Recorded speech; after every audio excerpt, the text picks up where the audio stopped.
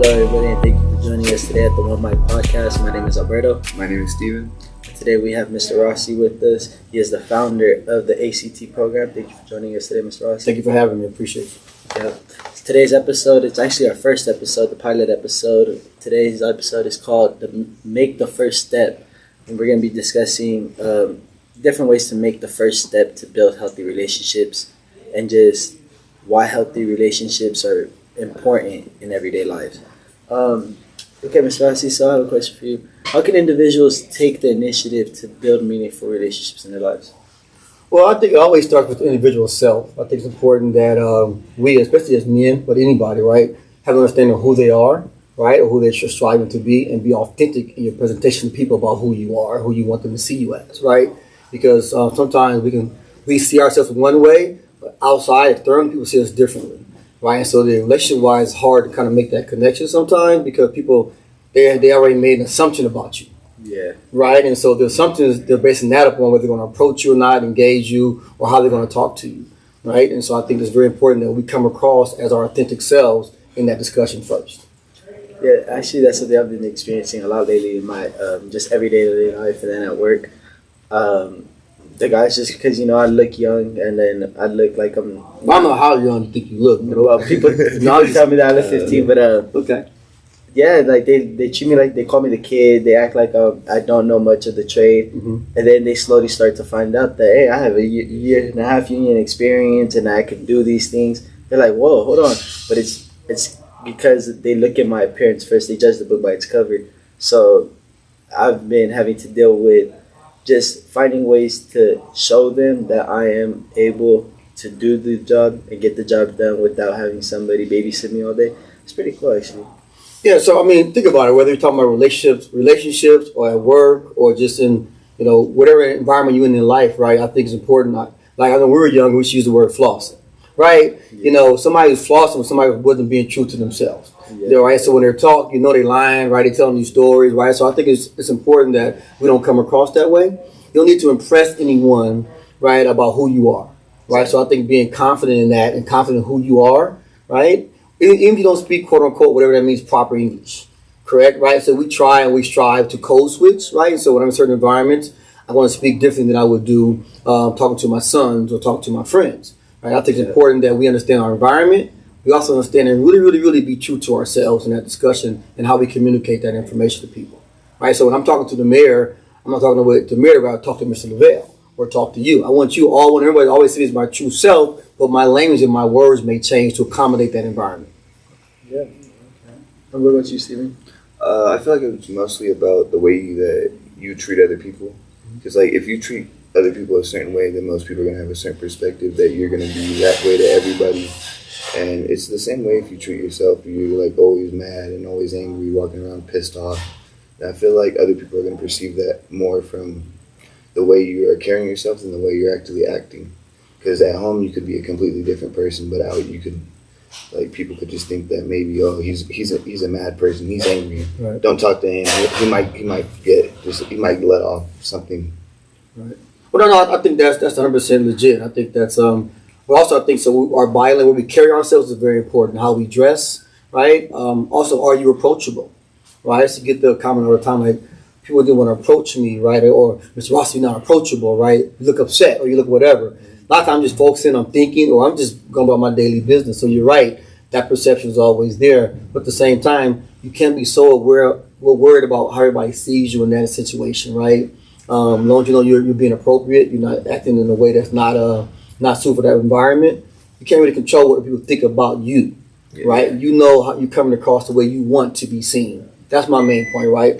I've been doing this business for a long time. I'm not, like I said, relationships, personally, they're always complicated, right? When you're dealing with the opposite sex or your spouse and your partner, those are always complicated, right? We always want to put our best foot forward initially when we first meet people, right? Exactly. And then 2 months later, they're like, oh, why are you doing this now? Why are you doing that now? Because you were trying to impress them, right? And so now your true self is coming out. They may not like how that looks, right? So that's why I say it's important to, as much as we can, to convey your true self. And then you can address if you have any flaws in your character, right? And I realize that at my age, I'm 54, right? You start learning about all your flaws. Then how do you fix them? And then are you patient enough to start fixing those flaws in order to have good, meaningful relationships with people in business world or in personal relationships. It's not always easy, no matter how old you get. It's not always easy. Yeah. And then one thing that I have been slowly just realizing is that a lot of times when we come from a certain area and you're brought up a certain way, you tend to take on a certain look. Like you could be one of the nicest guys around, but let's say you just grew up in a more what's the word I'm looking for? Like different culture. Yeah, but like just like a poor background, and you come from like the streets. You know what I mean? Right. But you might have not gone into that lifestyle, and you might still just be a stand up guy, but the way you look now, the way you dress, because that's where you came from, people are already like, wait, hold on, like that guy, and then they start talking to you, and they actually have conversations. They're like, hey, he's actually a pretty chill dude, stand up guy, just about business and money. Like that's what I've experienced a couple of times now, and it's teaching me that there isn't just one way of life, because I've always thought like if you came from this background, you were that background. If you came, but now I'm seeing that it's easier, and there's a lot more different opportunities and resources for people to change. So then there's more of a need to build these healthy relationships in their lifestyles, because you can't change if you're not ready to build a healthy relationship and accept the change and accept the help. So I have a question. So how do you once you define it's not healthy, how are you going to remove it, or how do you deal with it? See, I have an unhealthy way of doing it myself. Right. That's our challenge, right? Yes, when you engage in a relationship and then you see it's not healthy, what the word y'all use nowadays is toxic. Yep. Right. So how do you deal with that toxicity? I feel like it should be more of a communication, talking to the partner, talking to whoever it is, your friend. Be like, hey, this upsets me. I don't like it when you do this, this, or this, or I don't like it when you do this, this, or that, and have a communicational error, and that's what's giving them like that toxic feeling. Okay, that's legit. That's right. But that's not real world, right? Real world, our emotions are involved, and we get stressed and we get frustrated, right? And as I when I was young, communicating wasn't always our best thing to do. We would have shut down, especially as young men at that time, from my culture, right? We didn't have those conversations. Like, whatever is what I want it to be, or I'm not going to deal with it, right? And so I'm learning that as I get older, those are really bad habits that can't be roadblocks to communication in a positive way as you move forward. And so I'm still dealing with some of those communication roadblocks, right? People always tell me I'm too straightforward, right? And I was talking to a friend of mine, and talking to Mr. Lavelle, who's like a very good mentor of mine too in a lot of ways. And I'm like, I ain't got time anymore. I don't have time to be pretentious, which means I don't have time to put on a facade or not speak my truth, right? And sometimes our truth though hurts, right? It hurts people we're talking to, right? Or in the result of that hurt, we cause ourselves hurt. And so what I'm really learning is at 54 years old is how to moderate that truth, right? Or how to moderate how I feel. Because my truth is how I feel. Doesn't mean it's right. So it's different between my truth and being right, and being considerate. So I'm really learning, man, that it's like it's not easy. I think having these kind of discussions with you all, especially as young men, I think is very important, because I'm going to learn from you and you're going to learn from me, right? Yeah. So, but I'm telling you, it's not always easy. Like I said, being true to yourself in a lot of ways is very, very important. If you're not feeling a business partnership or you're not feeling a relationship, is going to be a win-win for both of you, right? And then how you disengage from that in a healthy way too, right? That's very important. It doesn't mean you're right, but you know that it's not right moving forward. It's not a good fit. And how you decide for yourself how you're going to make that decision to disengage, and so it remains healthy long term. Does that make sense? Yes. Yeah. Okay. So what do you think? So what are some ideas about that? Yeah, see, that's one thing that I've been dealing with lately, because I've been trying to do better with my life, and my teenage years I was a knucklehead, didn't want to follow the rules. So now trying to get with the program, I have a real bad habit of not being able to say no. And somebody could ask me to do something, because now I want to be able to help them out. I got you. Mm-hmm. And even like just like things that I know I don't need to get into, like just it'll be random stuff, like just things that they don't better me, they don't like impact me negatively either. But it's just something I don't need to get into, but I still say yes to do it, and I can't like find a way to just disengage in that relationship or that little business matter that we have. Well, it's just This be the strangest thing, bro, because it's like I don't want to disappoint nobody now. That's good. That's good. That goes back to self, right? Yeah. That goes back to, are you really taking care of yourself? Self-care, right? Mm-hmm. And so, I'm going to let Stephen talk here and answer the questions too. It's been hard trying to figure out a way to healthily disengage from like areas that I don't feel like would be the best for me. It's mostly just me trying to put like my foot down. Like I don't want to do it. This isn't gonna help me, or this isn't gonna be helpful to any of us in any type of way. But if you guys want to do it, or y'all want to do it, or say someone else wants to do it, that's fine. You guys can go do it. But I don't feel like it's gonna be a healthy way for me to do it. So that's kind of like the situation where I'm trying to like put my foot down more and like find more of a way to like disengage myself from type of situations. Yes, that's the tough part, right? I mean, I grew up in a neighborhood, like it was gangs and stuff everywhere, all kind of negativity, right? And so finding your own path in that environment, and not all friendships are healthy. I can care about you and not be in enough relationship with you, right? Even as my homie, right? We can be quote unquote homie. We can be cool. We grew up together, but I know moving forward, we don't have a healthy relationship because number one, you're not in healthy things. You're not doing healthy things, right? And I think that's very important too, to identify what the long-term goals are for any relationship, whether it's business or whether it's just personal, right? Like where are we trying to get to, where are we trying to go? Because we don't have common goals, it's hard to maintain the healthiness of it, right? And so it's just like, think about eating with food, right? You want to eat healthy food, right? It's expensive, huh? Yeah. It's expensive to eat organic, right? Or eat a nice steak. So in health relationships, it's valuable in your time, right? It costs you time to manage that relationship and manage that conversation and be considerate, right? And be compassionate, all those things in order to be an active listener. That's a lot of energy. That's a lot of work. And a lot of times we don't have the patience to do that, right? Or we want to say yes to everything, but you know in the end, is it really a value of your time, right? So by doing it. It doesn't hurt you, but your time could be being wasted by you doing it. So I know I think it's always complicated, right? But I think for me, I've always tried to say I'm going to be true to myself. I've never tried. You don't tell me what to do, right? I'm not saying I can't be given a good idea, but I'm going to process it and make a decision for myself, whether it's best for me personally or best for me in the business sense, and best what I'm trying to do overall for my goals. You got to have goals. You got to have goals because you whether what you want to see in a wife, what you want to see, whatever it is, what you want to see in the real world, you got to have goals for that too, right? I'm in relationships where like I'm married, right? So how often do you talk about how you want to parent? How you want to save money, right? How you want to buy your first house. Those discussions you wouldn't even think about a lot of times when you're in relationships, right? Personal relationship. You just want to, I love you, I care about you, and you just start doing without planning how you're going to do it. Exactly. Right? And so I think that as I look back now, just you guys give me some clarity on things, so I'm benefiting definitely from being in the podcast. It's like I really got to plan things out and be more organized in my thinking and who I want to engage in a relationship, who I want to give my time to. Yeah. I'm learning my time is very important. Yeah. That's the thing that like, I don't know, I've been trying to do that with my family more. I don't give them enough time. I just always like brush them off because, instinctively you think that they're just always going to be there.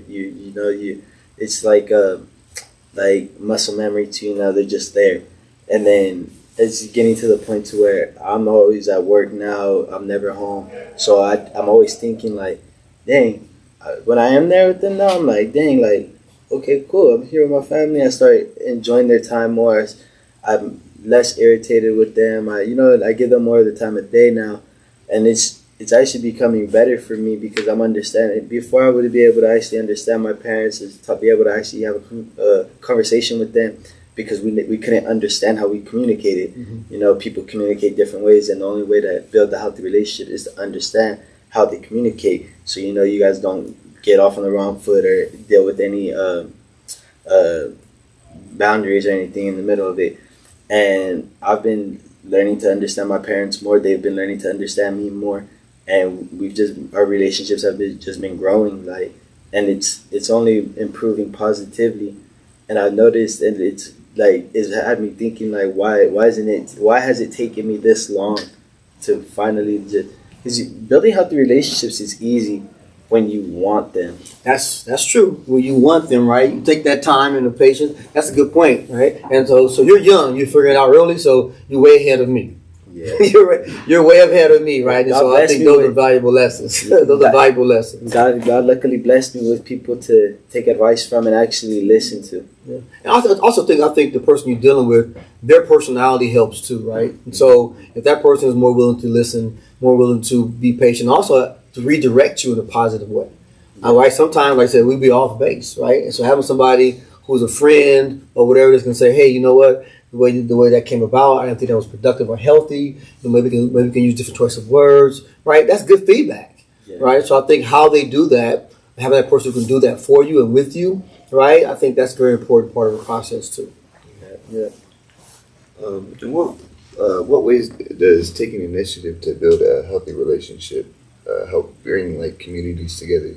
Well, when it comes to the community, I think that's important too. And like we do our work with, like this is work related, right? Yeah. Working with the city, I think for us in the past, I think it's important. Like our leadership team, Mr. Olivia, and our leadership team, Lavelle, we thought about what our goals were as an organization, and then we figured out within the community itself who, number one, fill the gaps where we're not serving, right? And number two, we can strengthen us in areas we wanted to serve, right? And so we look around our community, we thought the city of Palmdale. The city of Palmdale made the most sense for us because they had a housing initiative. They want to be in the neighborhoods doing adopt a block, right, community service events. So we felt like let's align ourselves with the city leadership, right, and figure out what their plans are and how can we be of value, right? And so see a need, meet a need, right? Very important. So we saw a need and we want to meet that need, right? We also want to make sure that we went to the table with the city and address our strengths and our weaknesses. So we would never lie about who we are and what we have to offer, right? Even when it comes to resources or whether it comes to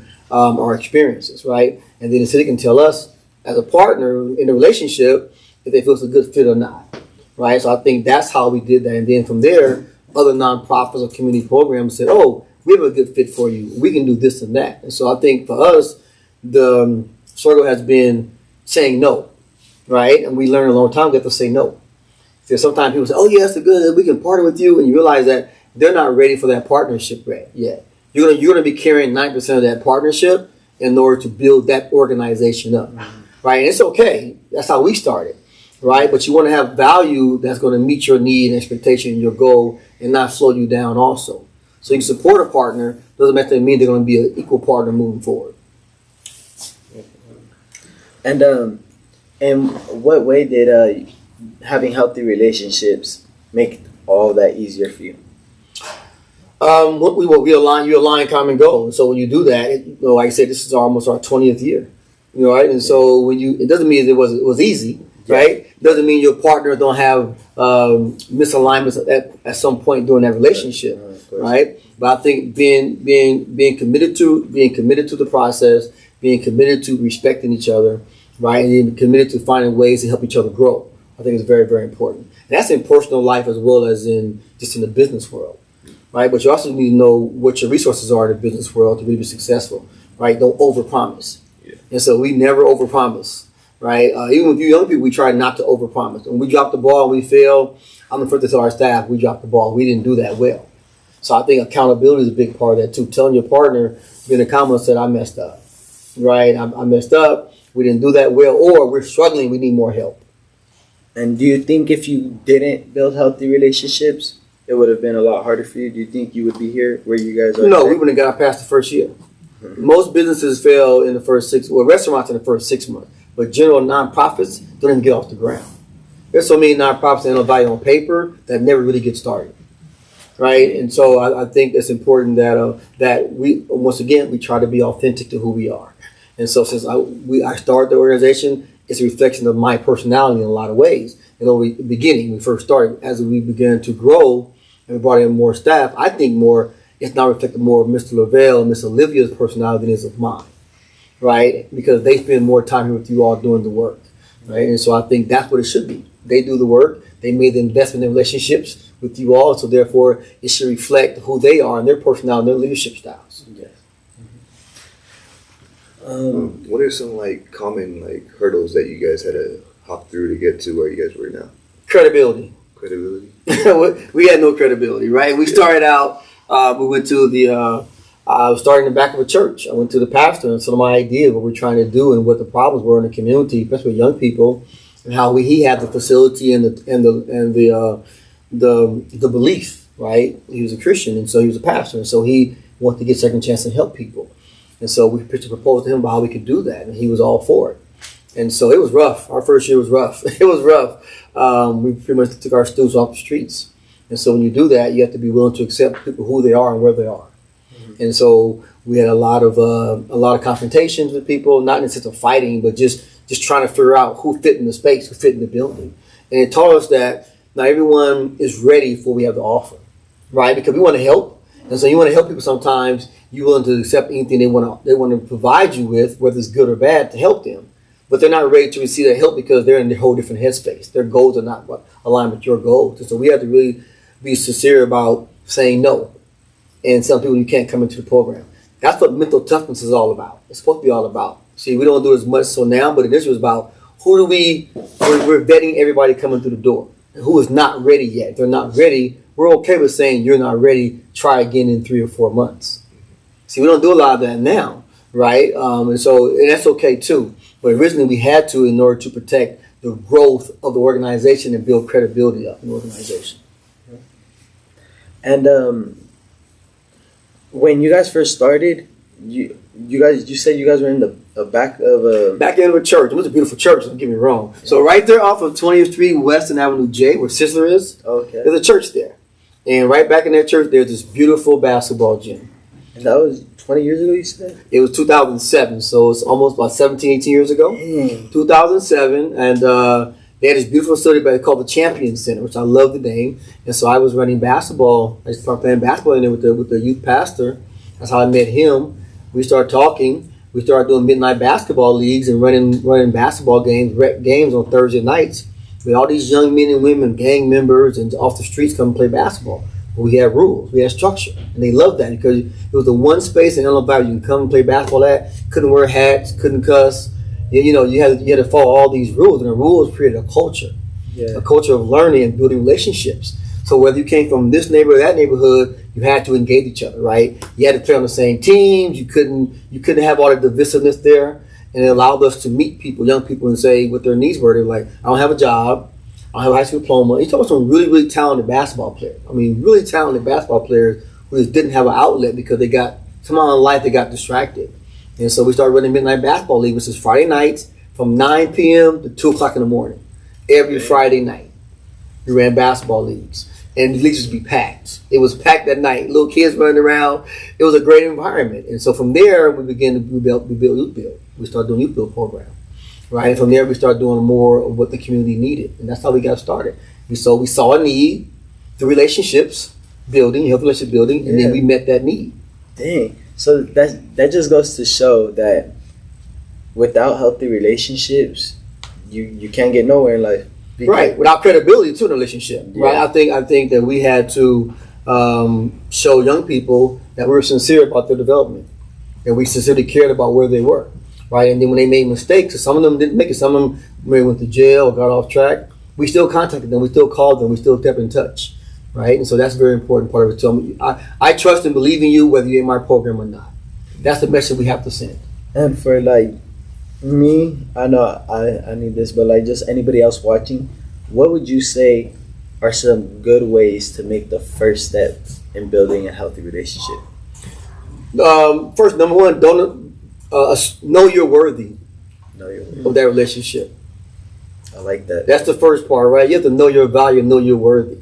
Right? I think what gave me a benefit, I have some great mentors. They still mentor me now. And they instilled in me the value, no matter what my background was and where I came from, who I am today as a man was different than who I was when I made those mistakes. And so I had to put value on myself and that I'm worthy of any interaction, any discussion with anyone, it didn't matter. I had something to bring to the table. Right? And I think that's very important. Know your worth. Know your self-worth. And from there, be prepared and know what you're talking about. Right? So you're not going up there making up stuff and people go, oh, he's just BSing. Yeah. Right? And so the first thing, know your worth, know your value, and then also know theirs. Because if I don't value you, and for you to have worth to the relationship, then how are we going to meet in the middle to do business together or to have a relationship together long term? Yeah. And that's true because a lot of people in this generation, they don't know their worth. They come up from a lot of times they come up in abusive households where their parents belittle them constantly and think that they're worth nothing. So then when they go to try to make these relationships, they're dependent on the significant other because they think that they're worth everything and themselves are worth nothing. Right. You're right. You have to go back to having confidence, right? Yeah. Know your worth.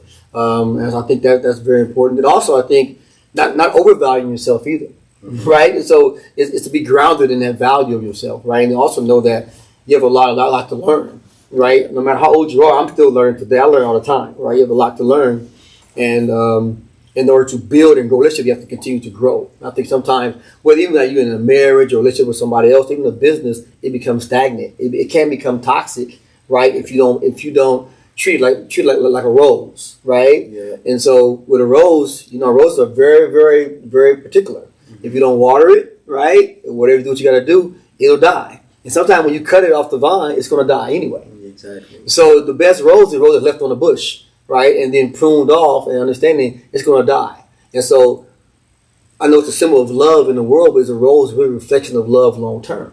Mm. It's not. It's not. Because the rose is going to die. You put it in some water, it's still going to die. It's going to wilt and the buds are going to fall off. Yep, exactly. Right? It's not strong enough. Like that. It's not strong enough to maintain a healthy relationship. Yeah, right? But we made that the symbol of love. Right? And so I just look back at life, man. I just try to figure out, for me, it's a day-to-day struggle. Because like you said, you redefining yourself. You reevaluating your self-worth. Right? As a program, we reevaluating what our goals are and our worth. Right? We didn't want to move into the shelter space, the emergency shelter space, but we saw a need, right? And we realized that we had a lot of young people in our program who were homeless. That surprised me. They were on the couches sleeping. They had nowhere to live. Mm-hmm. And I was amazed at that. And so we got to start getting into the shelter space, right? I think we do more of that kind of work now and other things than we just do the youth build part, right? It's a struggle to not see the building full of 200 people, but I think we have value in other areas now that we didn't have before. So for me, as somebody who's trying to grow relationships with our partners, I struggle with coming in the building and not being packed and vibrant and everybody's in here like it used to be years ago. And so I have to move on from that rose. That rose has died and wilted. And figure out how I'm going to get a new flower that's for us long term. So that's what I'm trying to look for now. Okay, yeah, I like that. Honestly, I think that we do need students here. We need to fill the building up a little bit more. But I'm comfortable where we're at now because everybody has more hands-on attention with the teachers. Mm-hmm. We all if we need extra help, there's less students, so the teacher has enough time to go and dedicate more time to you. Mm-hmm. And I've noticed that a lot. Like, actually, last semester in Miss Ruth's class, I was falling behind on some things, and she was able to take the time to reteach a whole lesson to me. Yeah. And that's one thing that you wouldn't find at any of these other schools because they're filling them up with 30 to 50 students in their classroom. That means a lot to me. I'm glad you said that. I need to hear that at this moment. Yeah. So I'm glad you said that. It's also kind of different. The teachers here are more engaging and more personalized with the students than other teachers would be. Yeah, they're more like interactive and engaging with the students. Yeah, but imagine if there was like 30 to 50 students in each room. I'm pretty sure all of these teachers that are the way they are right now, I don't think they would feel so stressed out and trying to just think about how they have to have a curriculum ready every day for 30 to 50 students. They wouldn't have time to be thinking about each and every day. Think about it, bro. The first day of mental toughness, and by the second day, they already had all of our names down. They knew all of us. And that's interesting you say that because I know we try to be personal. We always use the phrase we're a family, right? That can be good or bad because some families are very dysfunctional, right? Yeah. So I've come from dysfunctional families, so I understand how that works, right? So I think it's important. I'm glad to hear you say that you have a relationship with our staff members here, right? Yeah. Because I know they care. Because they come to me, I know they care, right? And so, but I remember years ago we didn't even use the phrase school. We didn't use the phrase school because we felt like most young people who came here disliked school. They came from a failing school system. Mm-hmm. And so we already said we were a program and a family because we offer way more than a school. The school part is supposed to be a small portion of who we are. And we offer not the main thing we want to be. right? And so it's interesting now that we use the phrase school more, that you embrace that phrase more, right? Because I remember in the past, I don't want to be in school, I don't like school, but we always told, we didn't use that phrase a lot. So it's good to see how the things have come full circle in a lot of ways in a relationship, in the relationship, right? And so I appreciate that. I really do, because I'm always walking around and I'm always listening, right? I may not be there in the space, but I'm always hearing, right? I'm always listening. And so I'm always having how do I make things better, right? In my mind, it's a constant grind on how, it's like I'm a coach, right? And my son plays football. I watch my coach play. I love watching him play. Watch my son play. I love watching him play. But I'm always assessing and evaluating him, right? So I really had to learn just to be his dad. Yeah. Right? So this year, having coach, I really learned to be his dad, appreciating his efforts and what he's been doing. And so I think at the same time here with the program is I learned to appreciate the Mr. Lavelle. I learned to appreciate, right, the MSW. I watch. I just may not say anything to people, but I watch how they engage young people. And it's very important to me. And so I'm like, okay, I see that. That big window I have in my office, I see everything, right? I just laugh. I love talk. I see interactions, right? I see what's going on. And so for me, when you saying that warms my heart. I appreciate you saying that. So. Of course, my pleasure. I think when people are saying that I don't like school or I don't want to be in school, it's mainly them being at the school, like the certain school, the aspect of like the teachers. Right. Because there's so many students there, most of the time the kids feel like they could just fade away. Half the time they're not even getting called in class. Like here, I feel like they're more engaged. They're more like, hey, you're not hiding back there. I see you. Come on.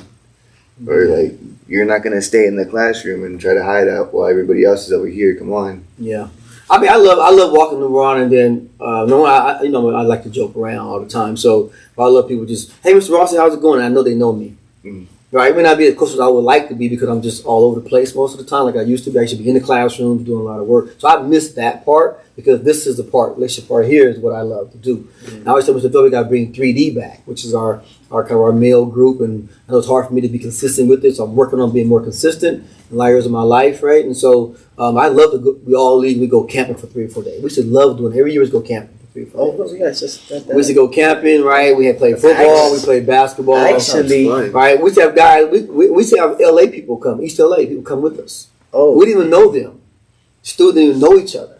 By the time we got there, it's a 3-hour ride. By the time we got there, we played music and we talked. We came back, we thought they were best friends. You're talking about guys from different neighborhoods, right? You're talking about Crips and Bloods and all kinds of stuff, right? They came back because it goes to show you, once again, when you know your self-worth and then you value somebody else's worth and you respect that worth, right? I'm not talking to you from a deficit, which means that I'm not looking at you and saying, you're younger than me, so therefore you're not as valuable as me. That's the first mistake I would make with anyone, right? And then if I don't do that to you, then I'm going to respect you and hear what you have to say.